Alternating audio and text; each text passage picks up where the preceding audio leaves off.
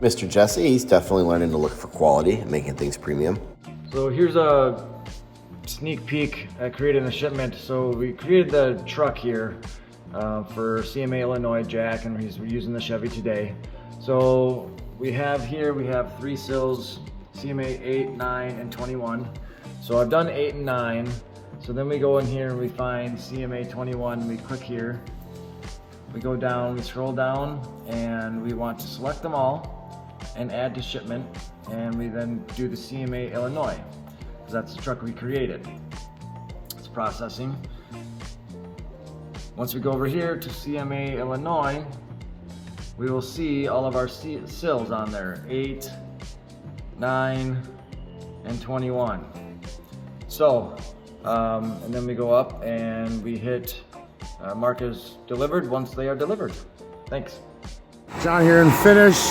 Seeing as how we are done with the buffing blocks, we're gonna go ahead and pull these bins from our marketplace. We're gonna bring down our black spongy sandpapers for finishing. And I'll have to replace these. And we now have our label and our Kanban. Once we're out of this one, pull the Kanban, and move on to the next. Stick this in our little Kanban slot. We also have our last and final buffing block compound hardening right now. This is still hot, so we can't move it up top, but I did go ahead and wipe it down a little bit so it's not such a mess if we ever have to pull it back out. We had our little Dixie cup holder that we got that was sitting here. It was a nice thought, didn't work as well as we would have liked. We pull a cup out, pull out 2 by accident, try to shove one in, get all such a mess. So we ended up doing our stack of cups right here. They're glued down, so they got nice and sturdy. Pick one up, and you pick up 2, you put them right back. So we're gonna start this out and put it up top just as well as the buffing block. Hey guys, so just going through the label here quick. 22 by 67. It's a double bowl, it has 2 bowls. 4-inch faucet. Offsets are right 13.5 and right 52.5. Matte 55 color. Gets a right splash. So yeah, I think we should give her a go. Hey guys, so we got this for a trial from 3M. It's for the back of panels or anything that, or niches or anything that has a hard edge. But I just was going to demonstrate this on a sample.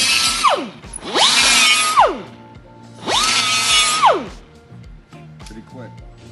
This is what we have removed from the 55 gun. Now we will have to clean up the parts, rehome them, or sort what we don't need. This is the 55 gun, all pretty and new. Just have to do a little training on maintaining this bad boy.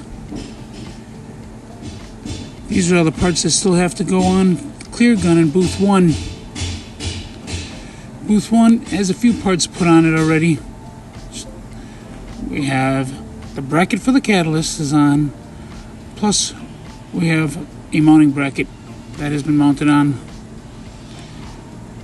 Good news is, why booth 1 is down, we got booth 2. Have to borrow this catalyst line from the 55 gun, bounce back and forth, but she will spray today. They keep flow, thank God. Mr. Finney, he made those clamps look like Jimmy Butler's game for the Heat.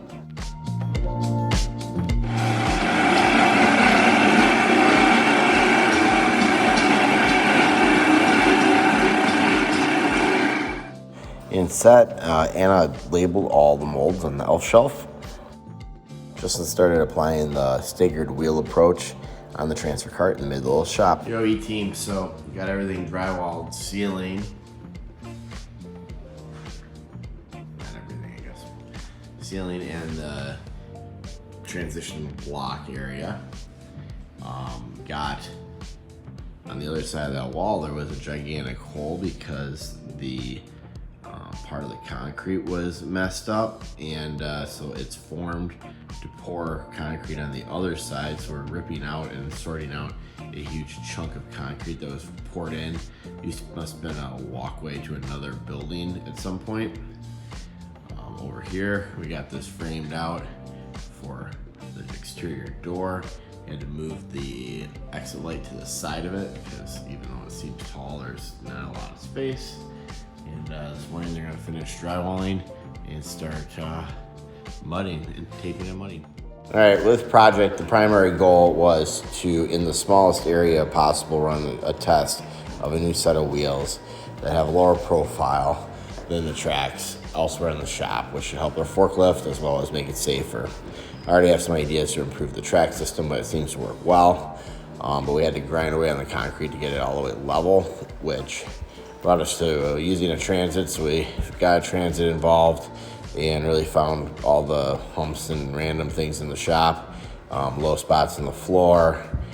So it's kind of a pretty big undertaking to get this all the way corrected. I mean, most of the things are things that I think everybody might have known about, but for today, the transfer cart's gonna have to come out because it's gonna drop down 1.5 inches. And so those rails at the ends are 1.5 inches different, so we'll have to use the lift cart. And at the end of the day, we'll have an idea of where to go to next.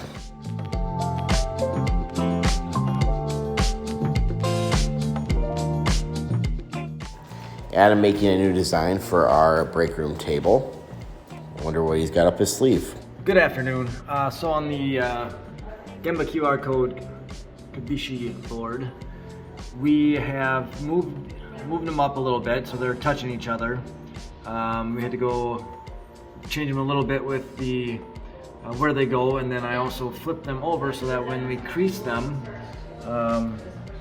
when you flip it, it's here and there to hopefully make it easier. So second go around went a little better.